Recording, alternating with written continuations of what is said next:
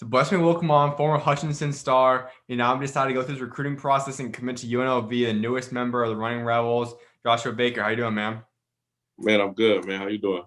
Pretty good. Well, let's kind of get right into this. You come on a little bit ago, about right before the season started, to talk about Juco basketball, but the season's in the books. You went through this recruiting process, and you came to the conclusion that UNLV is where you want to go, be a part of this new look team with Coach Kruger. So, how you feeling right now?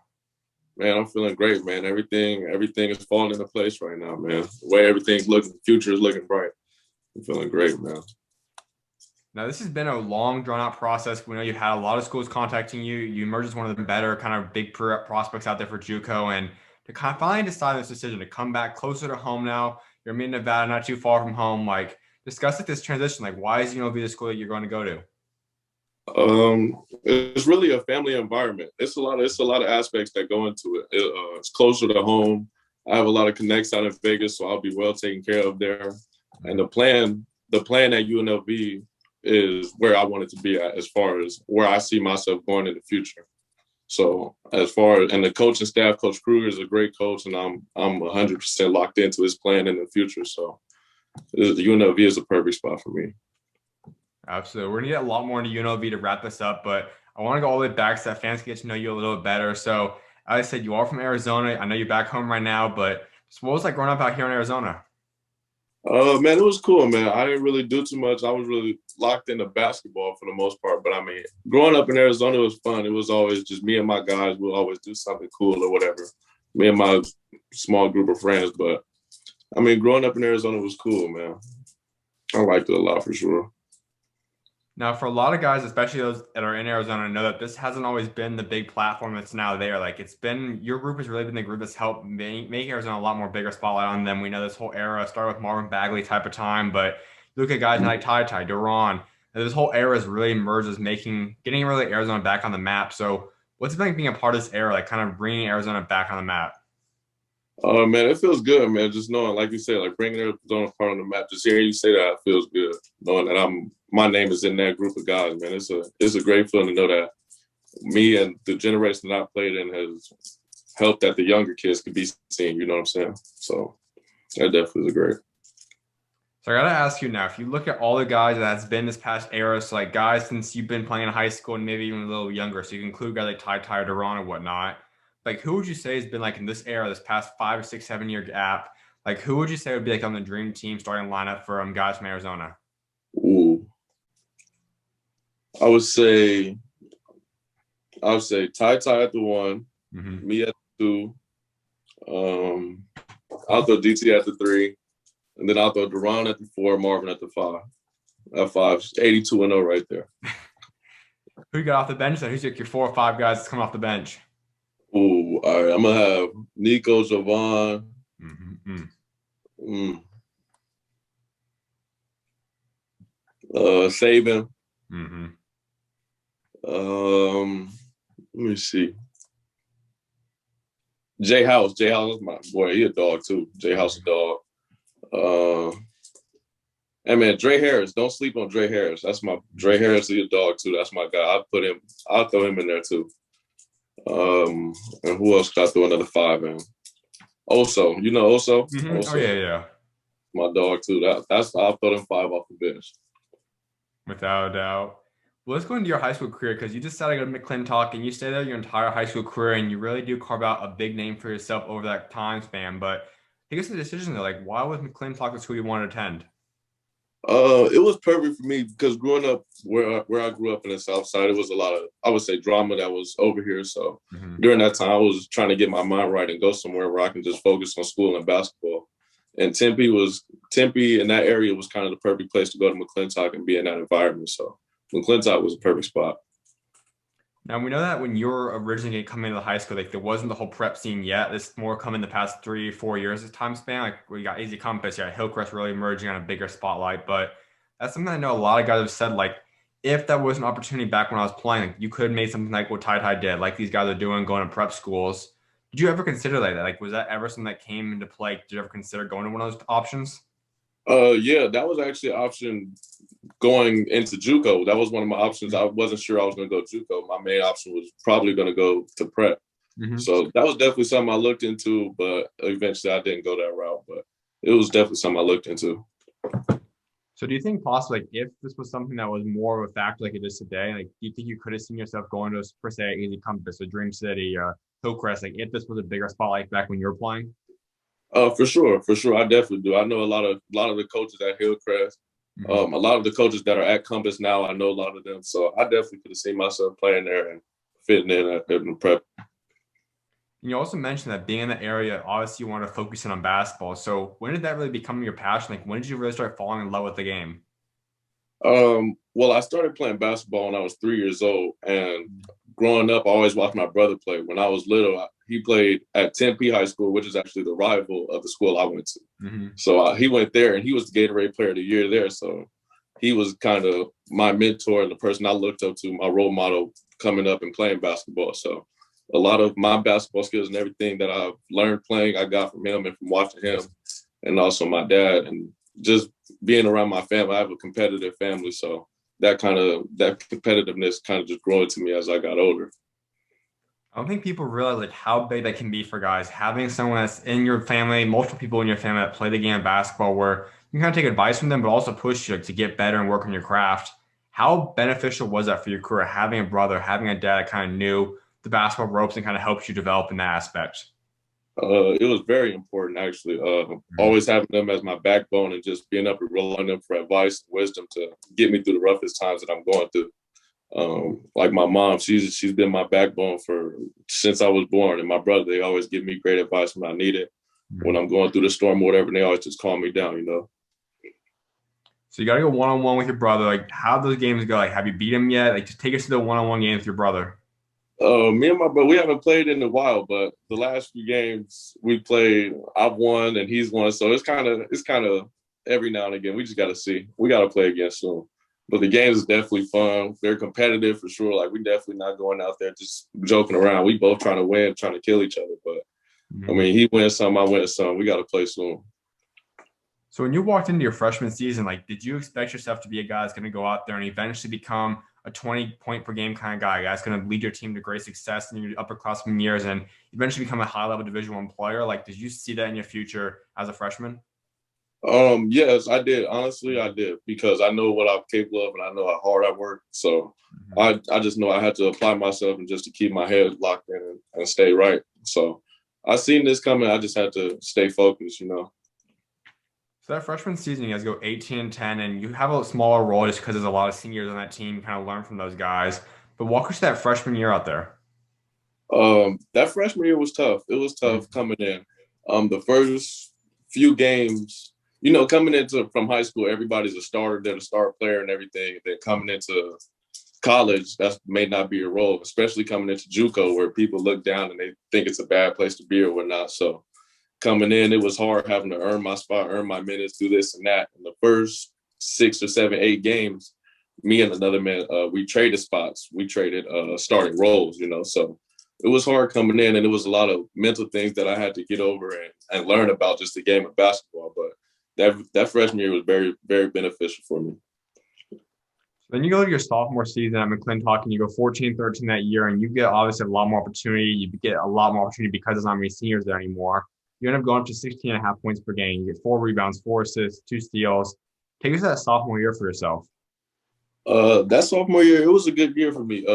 That sophomore year was basically me watching the game and learning the game from the bench. Mm. You see a lot of things from the bench that you don't see while you're playing the game. So me watching that and learning things from the older guys, the seniors, that helped me and benefited me a lot from the advice that they was giving me. And I just translated that to the court my sophomore year. So if you would have had a big opportunity your freshman year, do you think you're capable of putting up big numbers, or was it something that you just truly worked in your craft and you developed that much over your freshman to sophomore year? Yeah, my freshman year, I always feel like if I get the opportunity, I can go out and produce. But I Mhm. mean, everything happens for a reason. I'm happy with how it played out. And as I mentioned, you're in this area where there's a lot of top level guys you're going up against, and there's a list of guys you could go through that you went up against throughout your high school career. But who was like that team or that guy you were super excited to play against? Like when you saw them on your schedule, like you were circling them, you were excited for that game.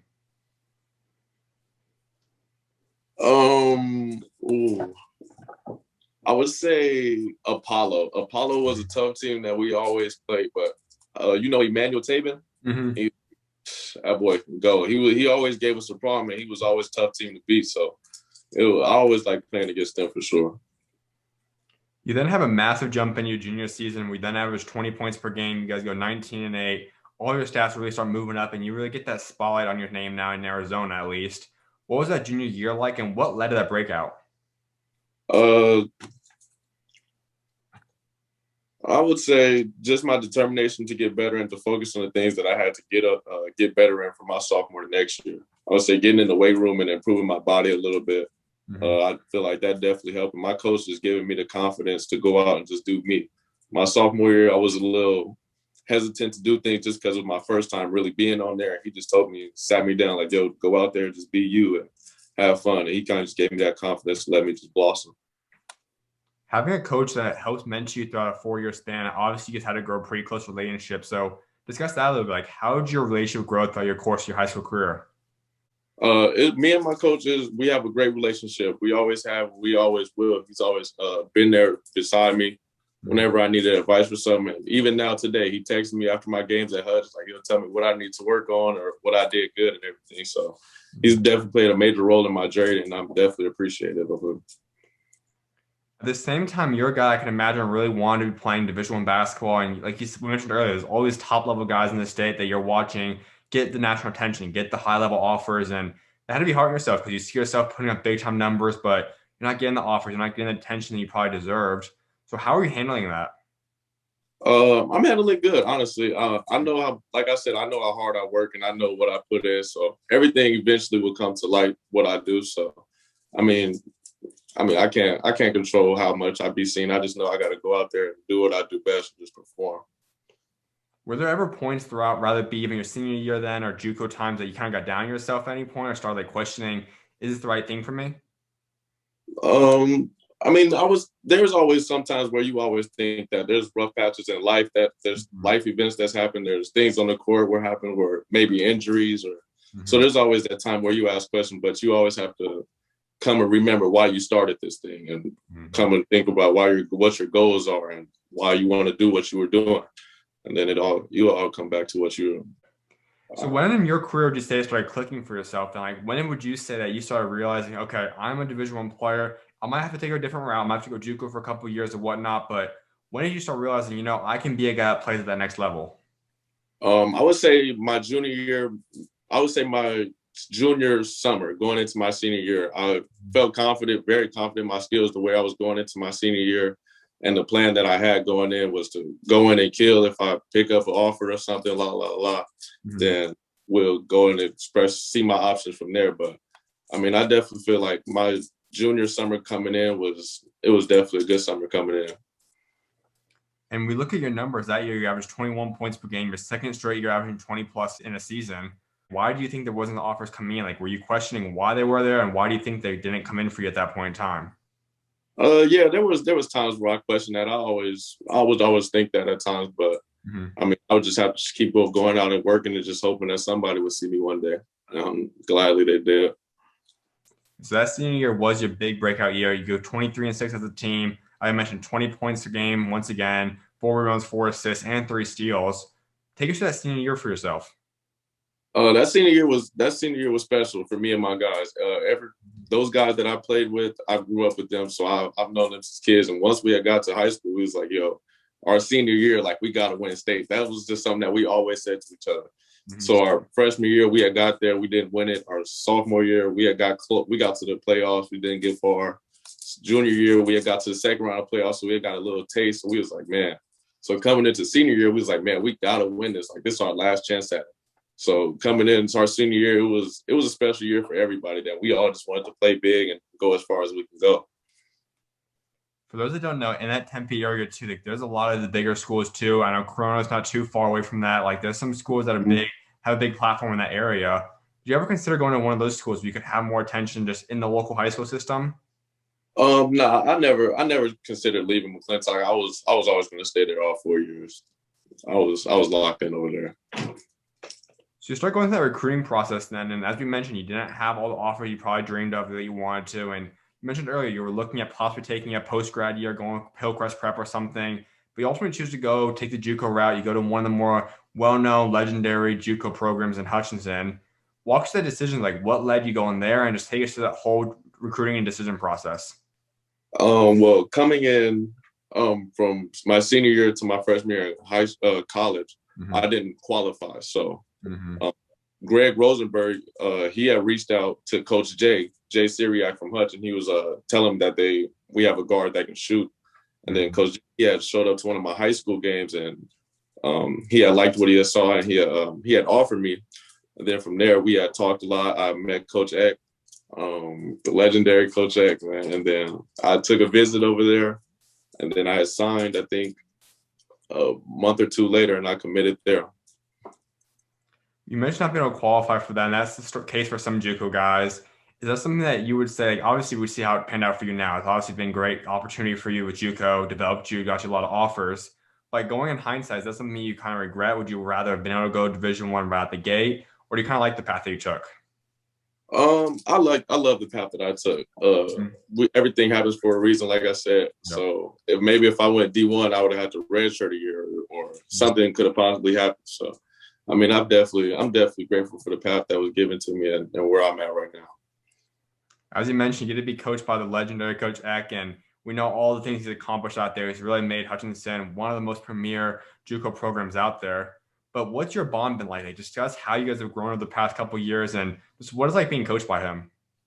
Man, it's great, man. It's been great being coached by him. Coach Eck has taught me a lot of things about life and about basketball that I didn't realize.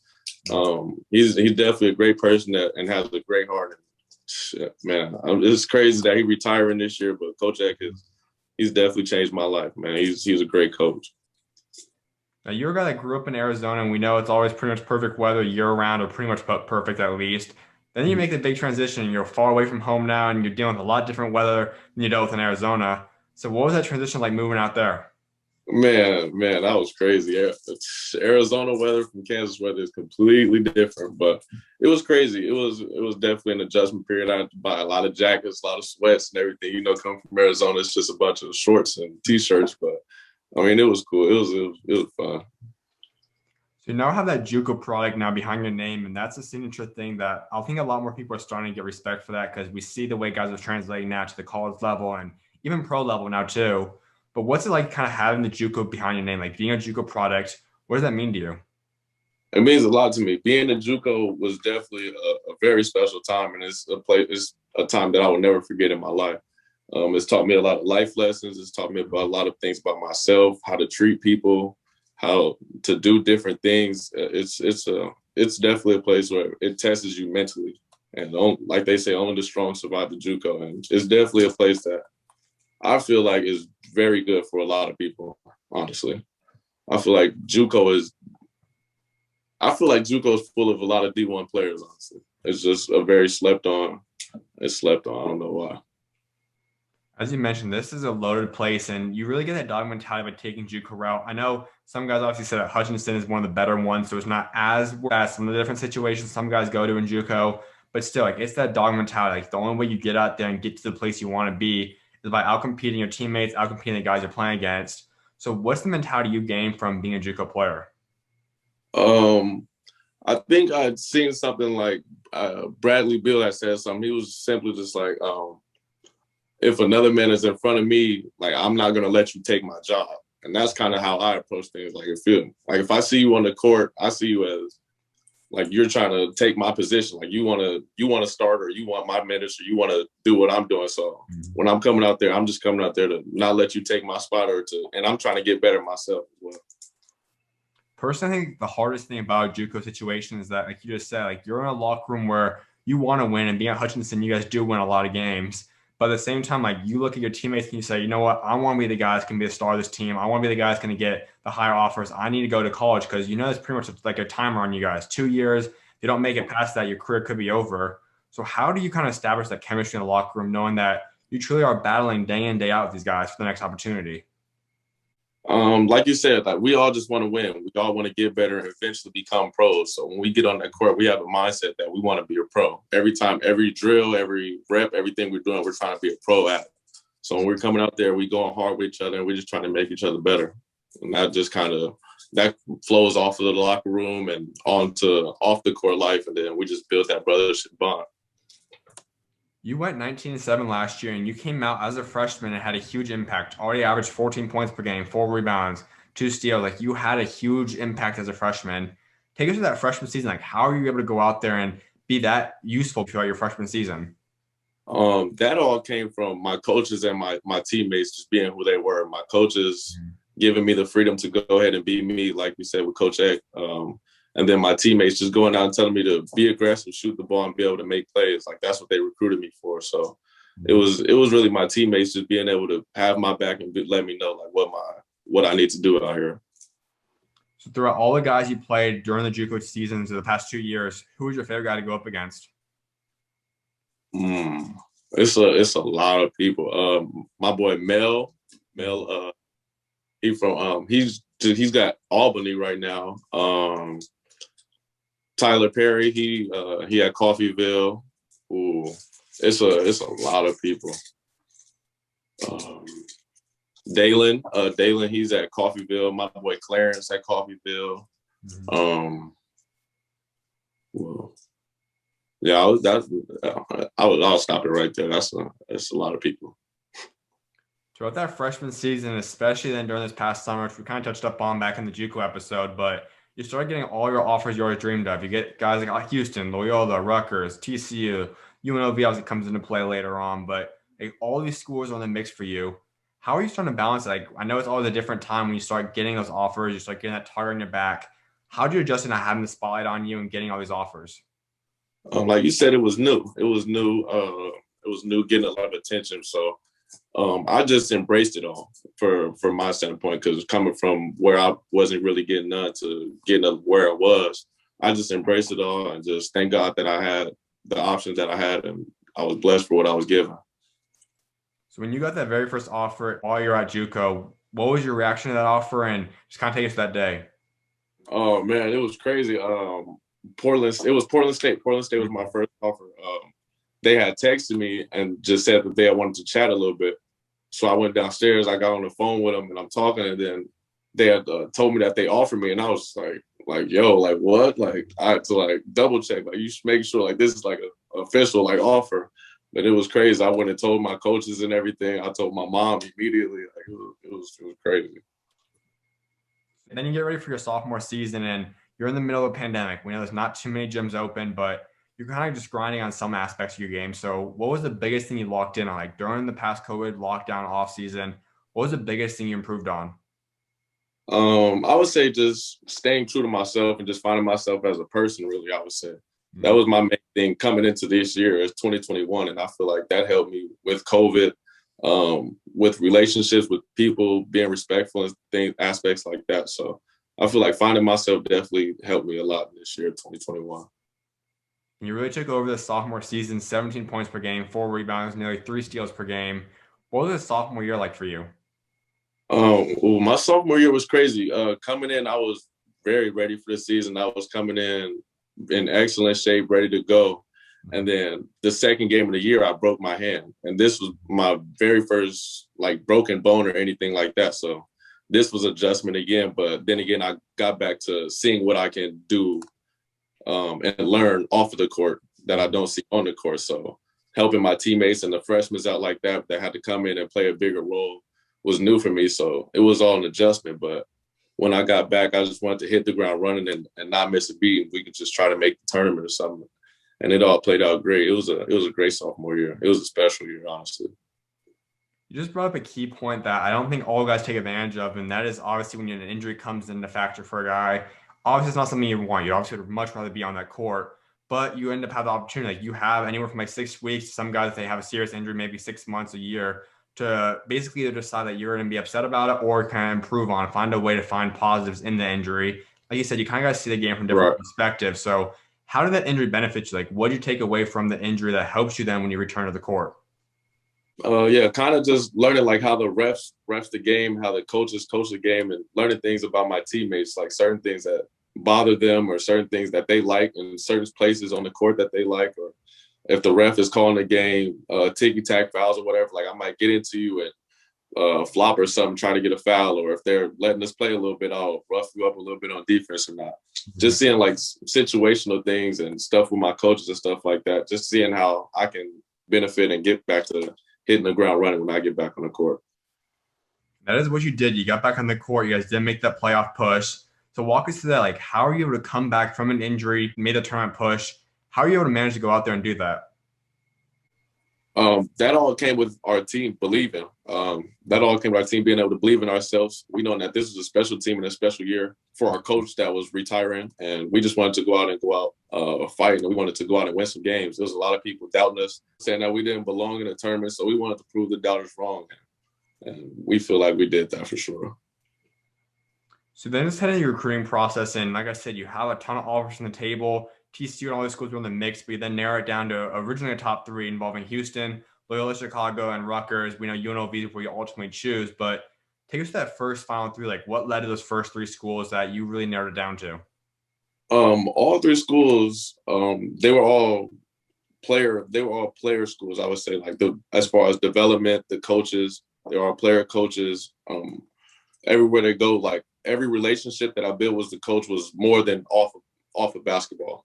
Like I could talk to them about life. They would talk to my mom, not even about basketball or about me. They would just check up on her, see how she was doing. So it was small things like that that was important to me as a school. So when you're narrowing it down to the final three, obviously for a lot of guys, it's kind of a relief. You kind of know who you're looking at, but it's hard for sometimes like for a school to come into play like UNLV and not only make you consider them, but ultimately select UNLV. How was Coach Kruger able to do that? Like, how did he come in late and win you over all those other schools? Like I said, Coach Chappelle and Coach Kruger, they are great coaches. They are great people as well. And like one of the first things that they both told me, they said we were going to do a Zoom, but 80% of the Zoom call wasn't even going to be about basketball. That was just going to be about life, us talking to my mom and just building a relationship. And the plan for the future, the roster that we have, and the team that we're building, we plan to be putting UNLV back on the map. So I'm all bought in for sure. Let's say UNLV didn't come into the picture. Which one of those final three schools were you leaning to? Like, did you have a second favorite school? Yeah, it was New Mexico Lobos. They was a close second. So let's go to UNLV a little bit more because this obviously we hear the last name of the coach you're going to be playing for, and that's Coach Kruger. We know obviously his dad, Coach Long Kruger, is one of the greatest coaches in college history. But take us through this opportunity. Like you're looking at this thing where you're seeing that Coach Kruger has been an established, well-assistant coach at the UNLV, and you know that Coach Kruger, Lone Kruger, obviously will be kind of having a hand in this program too. He's going to be there as kind of the background, helping you guys out to some degree as well. But just being coached by those guys, like having those kind of basketball minds behind you, learning from them, how beneficial do you think it's going to be for yourself?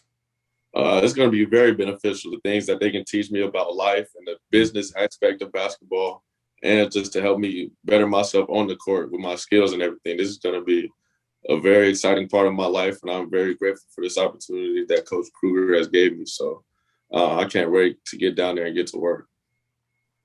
I don't think fans and people realize how crucial getting the extra year eligibility will be for guys, especially in Juco route, because a lot of times, and it's going to go back to this soon too, is that Juco guys only get 2 years of college basketball, which can be challenging for a lot of guys, but you're going to get 3 or 4 years of play out there if you want to utilize that. So what's that going to be like? Like how big is that for you being able to have 3 years of eligibility at UNLV? That's very big. For like you said, for even at people that are going D1 or people that was at Juco, like this year is very big for people that might have got hurt or COVID related or stuff like that. Like this year is giving them time to get back right. And it's giving them a year to work, whether they redshirted or something like that. This year to get right and work. So I feel like this is definitely a big thing, and it was definitely a blessing in disguise with COVID. So you look at this roster right now, and there's a couple of guys returning. Nick Blake, someone I'm super high on, and a few other pieces. But overall, it's going to be a whole new overhaul of guys. We see Mike's coming in, Justin, Donovan, Jordan, Royce, Victor, yourself. There's a whole lot of guys coming into this team now. How are you going to figure this out? Because obviously no one's locked into a starting spot yet. There's not rotation set. How do you plan to go out there and earn the minutes that you want to earn? The way I always have, just go out there and just compete. I feel like if I go out there and compete, I can put myself in the best position to succeed. So, I mean, always know that nothing is promised. I just have to go out there and work. Now you look at this roster, like I mentioned, all these returners coming in, all the new guys coming in as well. How special can this team be? Like, what should fans be able to expect from this year's UNLV team? They should expect a great season, a very eventful season. It's going to be very fun. We're definitely looking to be in the national tournament to win our conference this year. It's going to be a fun year for sure. And how about from you? What will you bring to UNLV? Like every time you step on that court, what can fans expect from you? A lot of heart, passion, a lot of love for the game. We're gonna be having fun, and you're gonna see a lot of threes. Man. I can promise that. Let's go a little bit deeper in your game. We know that you can shoot at a high level. Ultimately, that kind of leads to you being a high clip scorer as well. But another aspect here I don't think a lot of people talk about is your defense. Your guys average multiple steals per game throughout every level so far. Walk us through your defensive aspect. I feel like defense is really just effort. I just feel like it just comes down to not wanting to let your man score on you. I feel like that's as simple as it is. I'm not the quickest, but I know if I'm beat, I have to cut you off a certain way. So I feel like that it's a thinking thing with me and with defense. You're going to be playing the Mountain West, which is a conference I'm super high on. I know some people might say, yeah, it's a mid-major, but this is the conference going to get 3-4 teams into the NCAA tournament. You're going to be in schools like San Diego State, Colorado State, Boise State, the list goes on. How excited will you be competing against those type of guys and playing that conference? I'm very excited. Like you said, that's a very competitive conference, but high major talent, and I can't wait to get down there and get ready to play. People think it's a mid-major, but I mean, yeah, we're going down there to work. UNLV is a decorated place and a decorated program, so it's going to be fun going down there playing against that competition. So this is a historic program. We know that they've had much success. Many NBA players have come from UNLV, more so in the past, though. It's been a little bit dry the past few years. Haven't been bad, but hasn't been to UNLV standards. So what will it take to get UNLV back to where it once was? Winning. I feel like as simple as that. We have to go out there and work hard and be able to win games. If we want to be seen, we got to win. We can't be losing and expect to get seen by anybody. So I feel like that's our main thing. That's what we're trying to do, and that's our mindset at UNLV. We're coming in trying to hit the ground winning. Is there one team you're most excited to go play against? Two teams actually, New Mexico and San Jose State. My boy Majak Queth, he just committed to San Jose State and then the Mountain West. So be playing him twice, and my guy Saquon Singleton, he was at Hutch with me my freshman year, and he's at now. So those gonna be the two games I'm ready for sure. Now, we don't know exactly what the non-conference schedule is going to look like, but if you go up against a guy eventually that you from Arizona you play against, a guy that you're also close with, and even those guys you just mentioned, a guy that you've been teammates with before from the Juco level, like what's the mentality going to be like? Like when you step on the court against some of your friends, what's that game going to be like? I mean, I'm going in there to kill. I don't know what their mindset is, but I'm definitely going in there to kill and to try to win the game. I mean, when we get off the court, we cool and everything. But I mean, when I'm going on the court, my mindset is to go out there and do what I have to do to help our team win. If you could pick one guy you've grown up with, rather be from Arizona, JUCO level, AAU, like whatever it is, who would be that one guy you wish you could go up against and play? Probably my boy Donovan Williams, man. That's my guy. I've grown up with him since I was like seventh grade. We went to the same middle school and we went to the same high school too. But we played club together. We did everything together. But we always talk about what if we played against each other. So hopefully I'll see him down the road somewhere. Absolutely. Well, a few more things before I let you go. One of which is you have on your social media profile is Dream Chaser.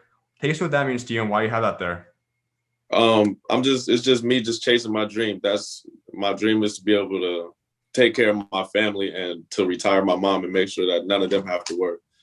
Basketball is always something that I love and it's something that I love to do. But my main goal and my main dream is to be able to retire my mom. That's the thing that I'm chasing. You've had a crazy story that we mentioned, obviously going throughout high school. You had to take the JUCO route. You made your name for yourself there. Now you're going to create a legacy at UNLV. So something I was like wrapping up discussing with guys is ultimately you want to build that legacy for yourself. So when you are done playing basketball someday, what do you want to be remembered for what you achieved both on and off the court? I would just say that I want to be remembered as a genuine person who always looked out for the people around him and the youth, and just always wanted to help and give back the best way that he can. Absolutely, man. Now, being a believer, kind of walk us through your faith a little bit. How have you seen God help impact your career and help get you to the point you're at today? God has played a major role. Without him, I'm nothing. I'm nowhere close to where I am in life, and he's definitely been there every step of this journey with me. I know he listens to my prayers and he answers them. He's definitely helped me a lot in this process. Where would you say has been the biggest time you've seen God show up? Like, is there one moment specifically you look back at and you say, okay, I really saw God show up in this time? Um, I would say when I was starting to get my offers, I would say it was a lot of mental things and a lot of things that I was just in my head about. Just like, am I good enough? Like, why am I not getting this and that? And then God, he just blessed me with the freshman year and the sophomore years that I had, and I was blessed enough to be able to get those offers. And I knew then I knew before, but then I was just like, wow, like he's really real. So when that bond started with God, like I know, especially if you grew up in a Christian household, like you kind of grained into you as kind of like something you grew up with. But when did you really start forming that own personal bond with God? Like, when did you really start trusting in Him and really seeing God and following Him? I would say I started building my and growing my relationship with God in high school. I would say that's when we started praying to Him more, asking Him more questions, and starting to try to figure out more things about Him. I would say my freshman year is definitely when I started to do that. That's awesome, man. Well, a final thing for you, give UNLV fans your three biggest goals you have set for your UNLV career. Um, win the conference championship, get to the national tournament, and win a national championship. That's my three goals. Absolutely, man. Congratulations on the big move once again. I appreciate taking time to come on today, and I'm excited to see what God got next for you, man. Yes, sir, man. I thank you for having me on here, man. I definitely appreciate you. Of course, you already know you're always welcome on, man. God bless. Yes, sir, man. You too, my guy.